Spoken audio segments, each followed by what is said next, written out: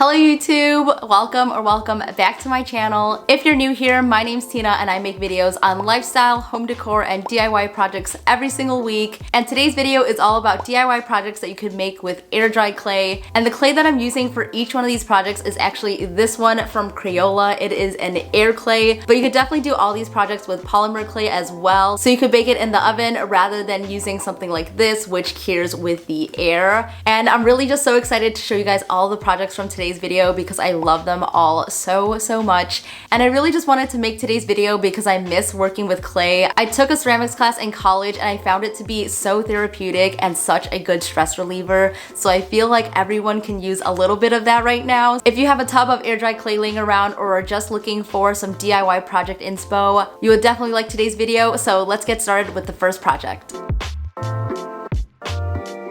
Hello from VoiceOver Tina. So for all of these projects you will need some air dry clay, and the one that I have is just from Crayola that I got off of Amazon. This has lasted me quite some time and it hasn't dried out at all, and the last time I opened this was actually in December, so I'm really impressed with how well this has lasted. And of course, before we get into this, I had to remove all of my rings. So I always keep a little bowl on my craft table so I can store all of my rings while I'm working on DIY projects, and I found this to be super helpful. So for this first project, we're going to be creating a faceplate inspired by a picture that I saw on Pinterest. I will link to the original project down below because I think it's important to give credit where credit is due. But enough rambling, let's get into the project. So first I'm going to lay down some parchment paper, and then I'm going to grab a handful of the clay and then roll it into a ball with my hands. Next, I'm using a rolling pin to roll the clay flat, and yes, mine is marble. It is from Target, and you can make this tray as thick or as thin as you'd like, so roll it down to your heart's desire. Mine is a little bit on the thicker side. Next, I'm going to take my X-Acto knife and I'm just going to make an egg shape pretty lightly on the clay, and then once I'm happy with it, I'm going to cut it all the way through and remove the excess. Then to create a little lip on the plate, I'm going to roll out some clay into a long coil. And the best coiling technique is actually to roll with your hands inwards and move it outwards. And you want to move your hands pretty quickly as you're doing this so that you get a nice even coil. Then I'm going to lay the coil on the perimeter of the plate just to see how much I need to cut off. And to really ensure that it's going to stick on there, I'm just going to carefully mold the coil onto the plate, making it look as seamless as possible. And as I'm going along, I'm going to use my paintbrush to try to mesh the two together. This really helps to smooth things out, and it also really helps if you drag your finger to move the clay from the top portion to the bottom, and that way you can make it look super seamless. And throughout each one of these projects, you're going to notice that water is really going to be your best friend when working with clay because it will really give your pieces a smooth finish, and I think that that just looks way more professional and way cleaner.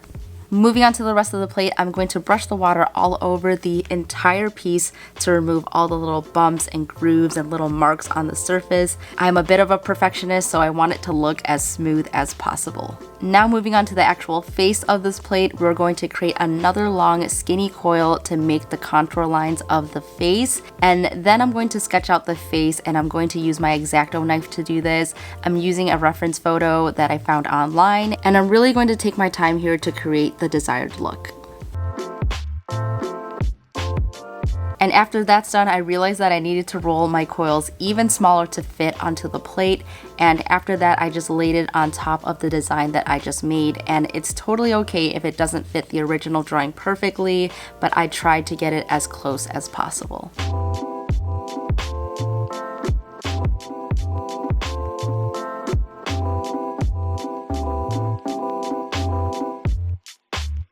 After I was happy with how it looked, I went in again with my brush and my water to smooth everything out. And again, I really took my time here so that it would look as nice as possible. And after I was done with that, I let it dry for at least 2 full days because this thing was quite thick. Once it has completely dried, you can go ahead and paint it if you would like, or you can also seal it with something like an acrylic varnish or Model Magic from Crayola, but I like the matte look of it, so I'm leaving it as is. And here is the finished piece all styled up. I really love how this piece came out. I think it is super minimal and chic, and it is also so perfect to use as a ring dish, or you can even hang this on your wall as a decorative piece. So this next piece is inspired by an existing wall hanging that I got from Target a really long time ago, and I wanted to recreate this piece because someone had asked where I got it, but they don't sell it anymore, so I thought it would be a fun DIY to create with air dry clay. Essentially, this hanging is made up of 5 half circles in varying sizes with different features like cutouts, so here I'm drawing it out as a guide for when I create all my different pieces. First, I'm starting off with a ball of clay and then rolling it out with my rolling pin, and I'm actually making this a little bit smaller than the original piece that I have, so I'm just going to use a glass jar to create my circle shapes. And if you watch my must-have DIY supplies, you know that I like to save all my salsa and pasta jars, and they definitely came in handy for this project. Since we only need 5 half circles, 3 circles are going to be perfect for all of the pieces. I made 1 circle larger and then 2 of the circles the same sizes. And once those were all cut out, I'm going to take a ruler to slice each one in half.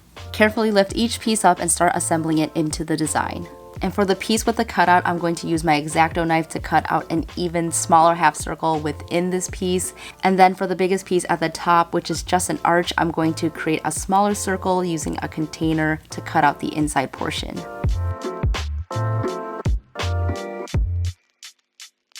And then for this next step, I'm going to place all the pieces onto parchment paper, and with my water and clay mixture, also known as slip, I'm going to brush it on each individual piece. And if you have some pieces that have lots of little lines and wrinkles in them, the slip is really going to help smooth it all out. So make sure that you take time with this step.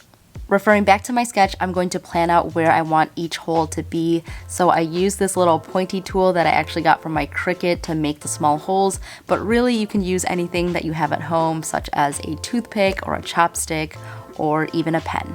Once you're happy with all the pieces, you can go ahead and let them dry for 24 hours.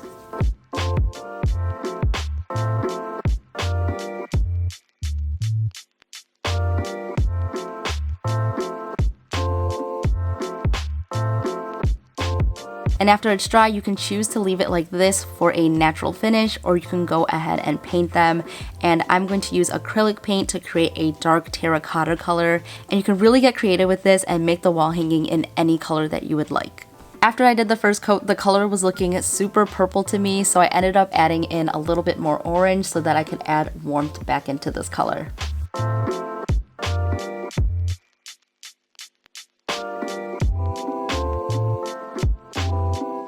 And for the bottom piece, I'm going to create 3 tassels with macrame. And here you can see that I'm taking a 6mm macrame cord and splitting the 3 strands apart. And then I'm also going to take a piece of twine and do this same exact thing and split the 3 strands apart again. So I want the tassels to be quite thin, so I'm only going to take 2 of the macrame strands and fold them in half. And then at the top, I'm going to take a piece of the twine and tie it super tightly. Now I'm going to create the top of the tassel, and to do this, I'm taking the 3rd piece of the macrame cord and I'm going to split that in half. Then I'm going to wrap it around a couple of times and tie it super tightly. And with one of the ends, I'm going to pull it straight down so that it actually becomes a part of the fringe.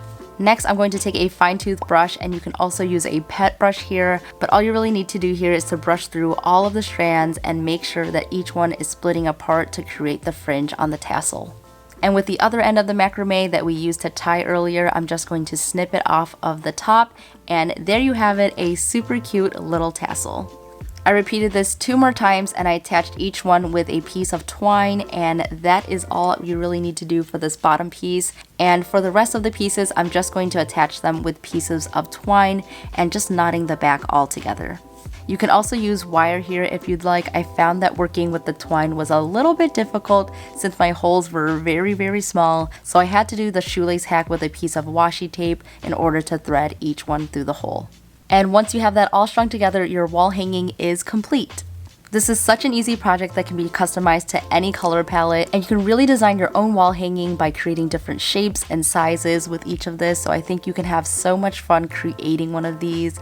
I think this would also look really amazing if you spray painted it gold, or even painted this in a rainbow color palette. I think that this would look so amazing in so many different ways, and I hope that you guys like this project as much as I like creating it. Alright, so we're on the last DIY project, and of course I had to do something plant related. So this last project is inspired by air plant hangers that I've seen previously at craft shows, and I also think that this is the easiest project in this video, so I hope that you guys like this one. Like the other two projects, I'm going to start off by rolling out my clay with my rolling pin, and with this project you want the clay to be a little bit more on the thicker side.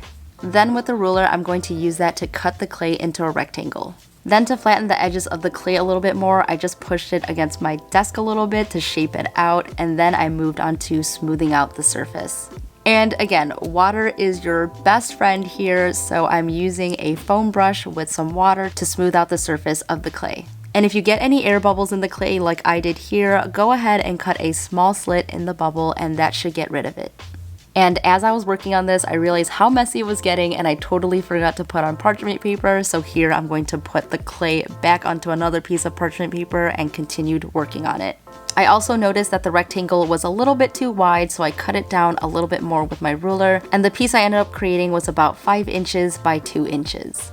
After I was done smoothing everything out, I laid the piece onto a jar, and that's going to be a really nice base to create a curved shape, but you can really use any cylindrical object that you have at home to do this. Next, I'm going to add a hole in the middle of each end of the rectangle, and to make your life easier, make sure you do this before adding it onto the jar. Then after letting that dry for about 12 hours, the clay hardened a little bit more, and then I went in to smooth the other side of the clay with some more water. And since the clay was a little bit more dry, it made it a lot easier to handle, so I would definitely recommend for you to wait until it dried a little bit more so that you could smooth out both sides.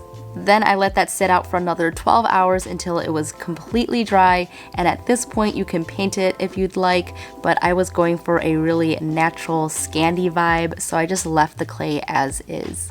Next, I'm just going to use some twine to thread through the holes and knot it down at the bottom, and to give it a bit of a Scandi vibe, I added in 3 wooden beads to each thread. To finish it off, I'm going to knot the top and it's ready to be hung. I absolutely love how this came out. I think it is just so simple and so cute and can fit in so many different spaces depending on what color you paint it. But one disclaimer I would like to add is if you are planning to mist or air plant on this hanger, please make sure that you seal the clay with a varnish, but in my case this is actually a fake air plant, so I skipped that extra step.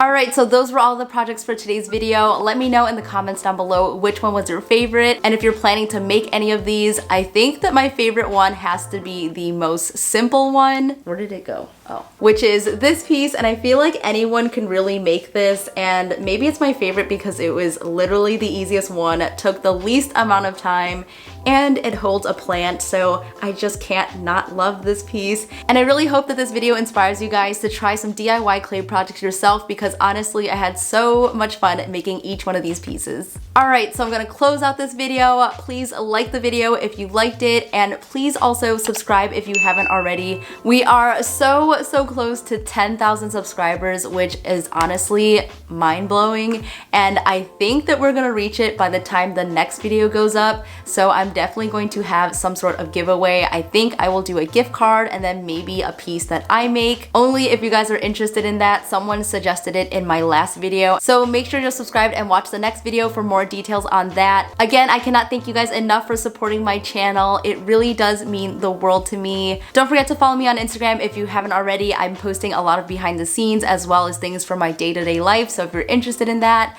follow me at Tina Doodles. I think I'm gonna change my handle soon, but I'll figure that out later. That's it for today's video. Stay inspired, and I'll see you guys in the next one. Bye!